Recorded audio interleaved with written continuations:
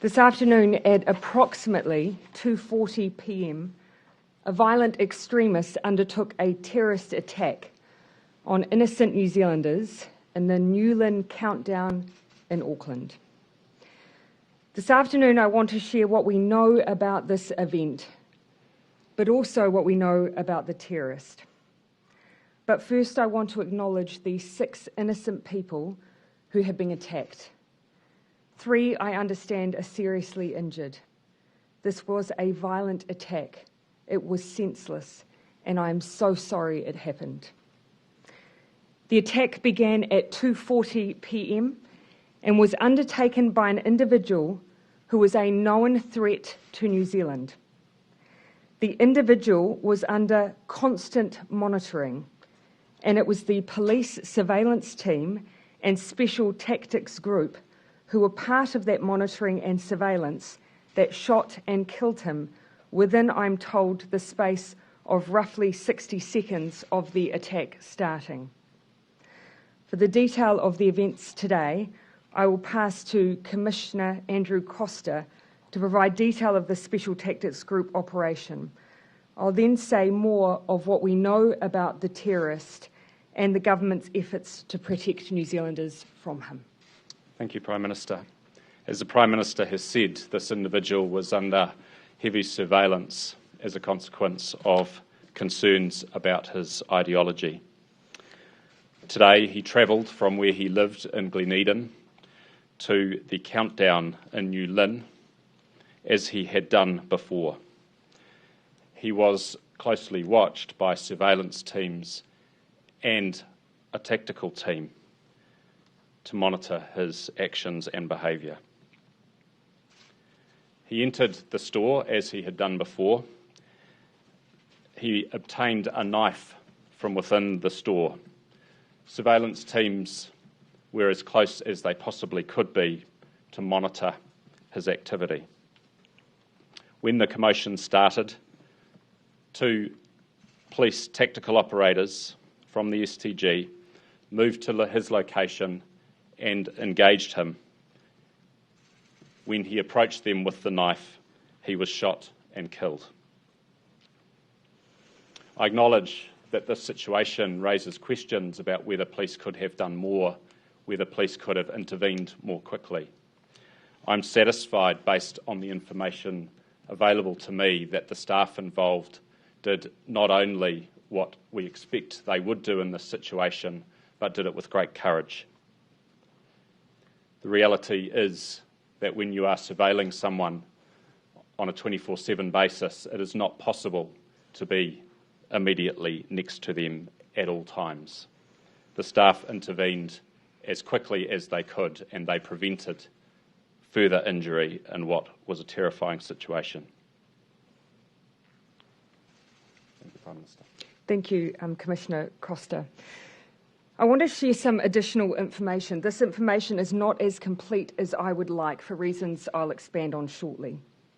The terrorist is a Sri Lankan national who arrived in New Zealand in October of 2011.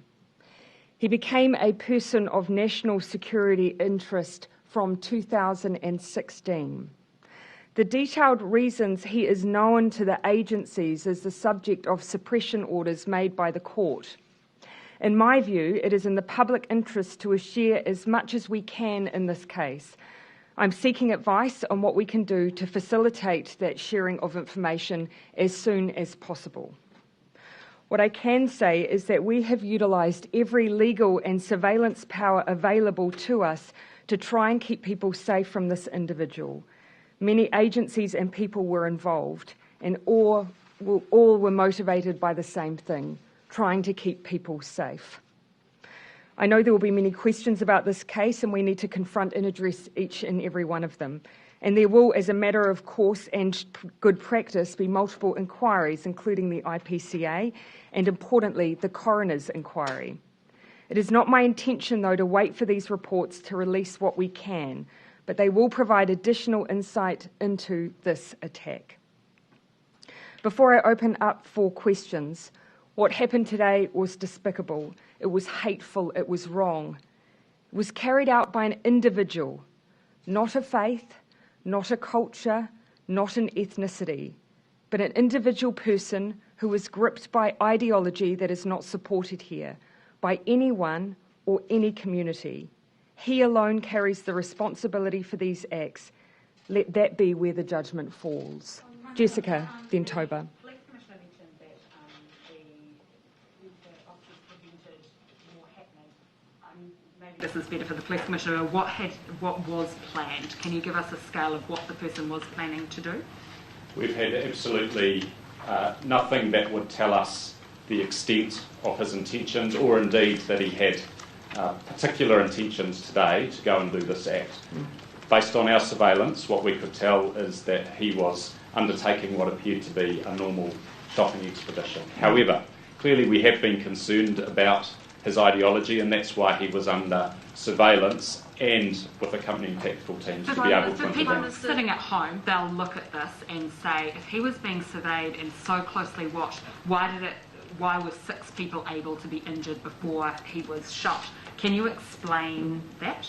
This individual is very surveillance conscious, and surveillance teams working with an offender over an extended period of weeks need to maintain sufficient distance for that surveillance to be effective. So they were as close as they possibly could be without compromising the surveillance operation. So this is someone that has been closely monitored, and so as the Commissioner has said, there was nothing that we're aware of at this point in time to indicate that what he was going to do today was going to happen today. But obviously, because he was being closely followed and watched, they were there at the vicinity in the supermarket at the time that this occurred. Prime Minister, sources just told us that he was recently released from jail. Can you confirm that? And Commissioner, just following on from Jess's question, if this man was on a terror watch list, why was he allowed in the community? I had prepared a timeline of everything that we know of this individual and his interaction with our agencies and the law. I've been advised that because of suppression orders, I can't share that with you today, but I do undertake to go away and find a way that I can share that with you. I think it's in everyone's best interest that I'm able to do so. I just can't do it right now. Do suppression orders apply to the deceased, though?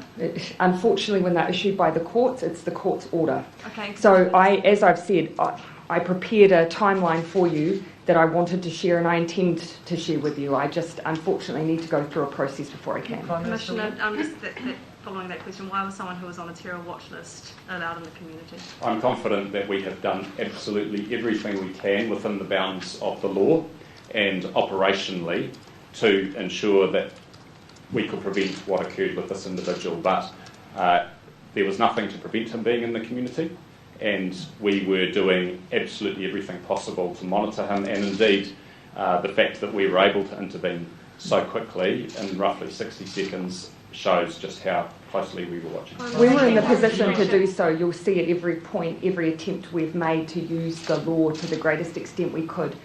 The fact that he was in the community will be an illustration of the fact that we haven't succeeded in using the law to the extent we would have liked.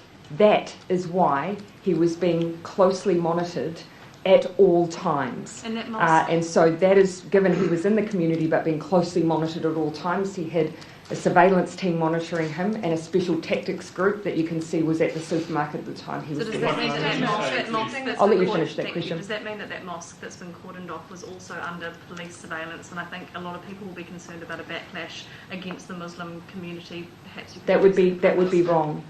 That would be absolutely wrong. The community here has been nothing but helpful and supportive. It would be wrong to direct any frustration at anyone beyond this individual. That is who is culpable, that is who is responsible, no one else. Jane. Accepting the suppression orders, what can you tell us about the motivations or the ideology? Violent ideology and ISIS inspired. And you're confident he was a lone wolf actor? Yes. You're not looking for anyone else in relation to this? No. Prime Minister, can you please go over what you said when you said we're not using the law as much as I would have liked to in this case? What measures would have you liked to see put in place? No. So we've utilised the law as to the full extent we've been able to, I think was the point that I was trying to make. And he was obviously in the community, and as additional protection, we had that surveillance team who was also monitoring him as well. Were police among those? So this man, was he an ISIS sympathiser?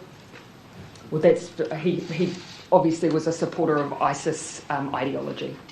So however you choose to describe it. Are there many other people like this in the community? I mean, how many people are there like? I consider this is an individual who was known to multiple agencies. A range of efforts were undertaken around this particular individual. There are very few I would classify in this way. Do you have any indication? Yes, I was personally aware of him. Yes, I was. Prior to this. Yes, I was. Do you have any indication? Can we just clarify? You said that officers were in the supermarket at the time that the man began his actions, the attack? They were as close as they could be. Does that mean they were inside the supermarket? They were able to hear when the commotion started, so they were very close by. Is there any issues with the footage? Jessica, then I'll come back to Jane. Is there any issue with the footage that's being circulated at the moment in relation to them, if they were part of that team? Like, are there any... Is it compromised? Compromised or anything like that? We would ask media to be responsible about what is published now to protect the identity of our people, but I'm not saying that any of the people in the video are or aren't. And were any of the people injured? Were they police officers? I don't believe so. No, the people injured are believed to be shoppers. I'll come to Jane, then back to Tova, and then into the front. Do you have any indication of how long it might take to get those suppression orders lifted? I'll need to seek a little bit of advice on that. I also want to check whether or not, how far they extend. As I say, my view is that it's in everyone's best interest to put out all of the information that we have available to us, and all of our knowledge of this individual and his history here, given that you'll see that he's been known to us since 2016. This man, it's fair to say he's been in the courts in the last year, though. Is that right? I mean, I won't, if you'll forgive me, if you just give me the time to go through the process in order to give you a full history rather than jumping into speculation around timelines. Do you regret not bringing forward proposed counter-terrorism law changes now? If you had terrorism control orders in the community, could that have assisted? It's purely speculative to say whether or not any difference in our law, or indeed any of the law changes we're pursuing now, would have made a difference in this case. The Royal Commission of Inquiry said that there was a clear gap in dealing with people who were of concern. And we'd already been progressing that. That law change is coming back from Select Committee, due to be back in the House. So that was underway. But it would be really speculative of us to make an assumption here that what happened today would have necessarily been prevented by a law change that we're currently progressing. Again, I'll highlight that of all of the tools that we have, constant monitoring and surveillance is one of the, outside of someone being in prison, is one of the strongest that we have, and that is what was attached to this individual. Prime Minister, just for our public on what you've talked about before, like many still will be asking how many are out there with these known threats in the community. Yeah, let me give that assurance. While of course you'll know that the general practice of course is not for us to get into that level of detail, I can tell you that that there are not many who fall into this category. This was someone who was known to our national security agencies and was of concern, and therefore was being monitored constantly. There are very few who fall into this category, and I can give you that assurance. Prime Minister, is it correct to say? Service internet attack today in this attack? No. Is that less than 10? Oh, but very, very few. Of course, that is not to say that we are not vigilant. New Zealand, unfortunately, as with other countries, we have seen through multiple tragic circumstances now that we are not immune to these things. But having said that, individuals like this are not widespread in New Zealand. Just for the public asking though, is that several people? You'll forgive me. It would not be appropriate for me to start numbering off for New Zealand's national security to start doing that. But it is very few people who I would determine to be in this category. Is it right to say that he was on a terror watch list since 2016? And did you find out about him recently from the SIS when you were briefed when he was released from prison? Again, I'm not going to give a timeline of some of those engagements with the law because I want to make sure that I've got the clearance to share everything with you. But that's what I'll be seeking to do. I can't give you the exact timeline. I've known about this individual for some time, but obviously the agencies have too. He's been monitored for some time. And how long was he considered a threat? As I've said, since 2016. So So I know I've asked it already, but why was he allowed in the community? Because by law we could not keep him in prison. So he was being monitored constantly as a result of that. Has he ever been in prison? Again, if I can release that detail later on, we will. Is there going to be any changes to the terror alert level? And No, we remain at medium. do you have any concerns about retaliation? Do you have any concerns about retaliation? That's not something that I can comment on, but I've been advised that our security level will remain at medium. Yeah, sorry, Luke, I'll come to you. And then You said that he was a Sri Lankan national. Is he also a New Zealand citizen? I will be looking to see if I can provide further information around his immigration status at the same time as we provide further information around his engagements with the law. Understood, because if he wasn't a citizen and he was on this watch list, why wouldn't a person like that have been deported? I can tell you that agencies were using every single possible means available to them to protect the New Zealand public from this individual, every single possible means. And if I'm able to, I will share all of that information, both the legal side of what we tried to do, but also other parts of the law that were accessed in order to try and provide that protection. And what are some of the markers? Why did he end up on this watch list in the first place? What are some of the markers? What were some of the red flags that got him being watched in the first place? His interest in extremist ideology. And so, of course, the law was again used to pursue that as well. And I'll try and provide a breakdown of that when I'm able to. Prime Minister, I'll come in the front and then I'll come to you, Jessica. Just to clarify for those laypersons, how can suppression orders apply to the deceased? It's a question for the court as to whether they lift a suppression order. The suppression orders don't tie to the person, they tie to the court's order, is my understanding, and those are the issues that need to be looked through. Prime Minister, just for you, considering you personally knew about this man, did your heart sink this afternoon when you heard the news? Yes, because I know that we've been doing everything we could, everything that we could. And so, yes, I was absolutely gutted. Prime Minister, this person has been monitored closely, as you say, for 5 years. The cost of doing that must have mounted into the millions. Do you know how much yet? Well, again, you'll see that there are different ways in which this individual has been monitored. And again, that's the kind of information I'll look to try and provide you as soon as I'm given the ability to do so. But the very, very close monitoring has been in more recent times. And back on the fact that this violent terror suspect was allowed in the community. Is it your view, Prime Minister, that the judicial and just keep in mind the reason that he was in the community was because of our inability through the law to have him anywhere else. So that will give an indication of his past behaviour and action. It did not, unfortunately, reach a threshold in the law for us to be able to have him in prison. So that is why monitoring was being used. Is it your view that the justice system has let the country down, or...?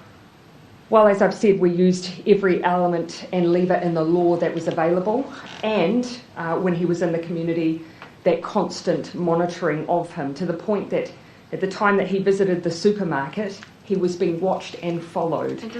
But again, there will be a chance for us to look at every single lever that was used and what, if anything, more could have been done. But as I say, watch to the point that the police were there with him at the time that this happened.